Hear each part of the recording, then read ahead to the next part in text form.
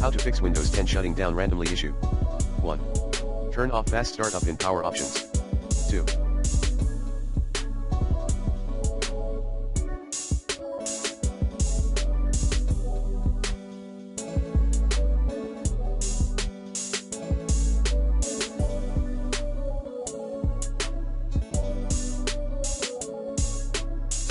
Turn off sleep mode.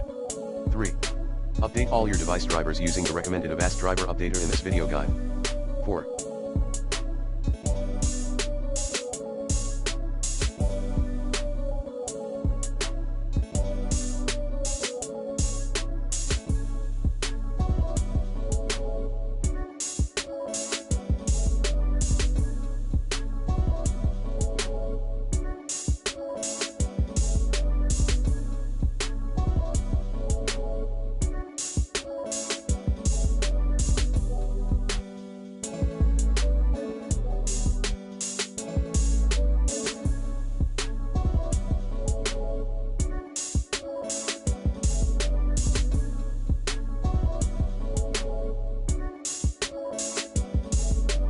Check CPU temperature and undo any overclocking.